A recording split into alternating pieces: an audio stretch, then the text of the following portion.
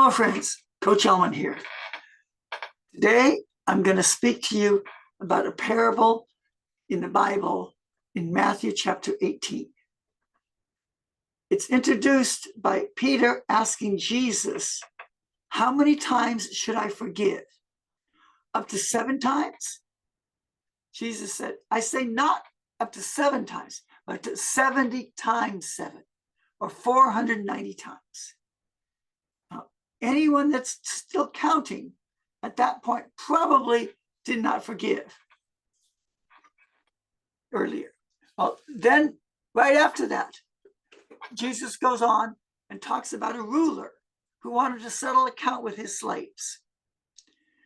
The first slave that he brought to him owed him 10,000 talents. And this one here, he was going to be sold until he paid all because he could not pay it. And he begged for time to pay it.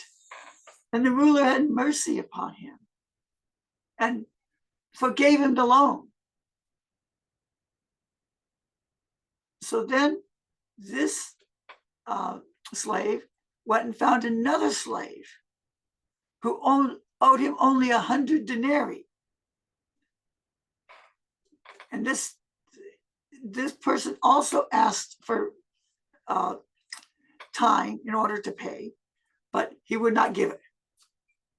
The first slave would not give the second slave time and had him cast into prison. This upset the fellow slaves who told the ruler. And this ruler brought the first slave back to him, said, evil and wicked slave, I forgave you all that much money because you begged me. Should you not have had mercy on your fellow slave? And he had it caught, and he had him sent to the tormentors, that he'd be tortured and tormented until he would pay all that was owed.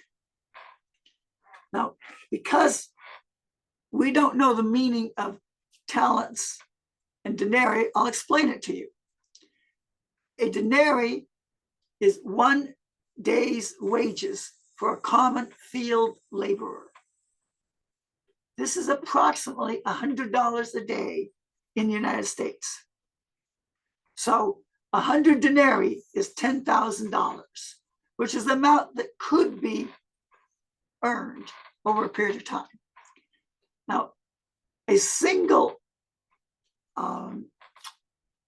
talent is 6,000 denarii. And since people back then worked 300 days a year, 6 days a week, that is about 20 years' wages. 10,000 talents is 60 million days' wages, or about 200,000 years' wages, or about $6 billion. So that the first amount is really an insurmountable amount to pay. Now, I was bothered because I thought that the talents had been forgiven. Why? What was it that he owed? And this bothered me for many years. Then it's pointed out that the ruler didn't say that he owed the money. That wasn't what he owed. What he owed was to have mercy on his fellow slave. He owed the forgiveness to forgive his fellow slave, similar to the way he was forgiven. This is what he owed.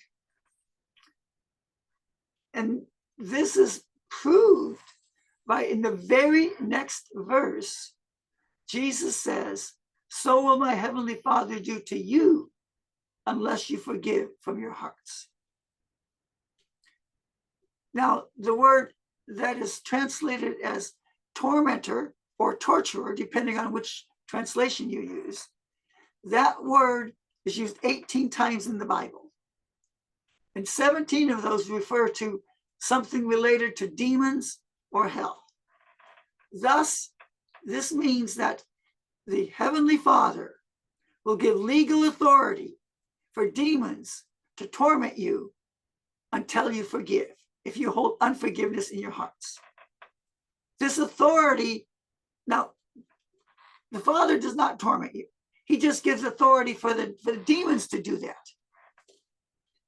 And that authority goes away as soon as you forgive. So that your unforgiveness brings in torment. Forgiveness stops the torment. If you look throughout the entire world, almost all torment comes from unforgiveness, some kind of unforgiveness. Now, between torture and torment, torture is what someone does to you. Torment is your reaction to what they do. Torment is a mental reaction to something that happens to you. It is a resending of mental images. It's a thinking about something.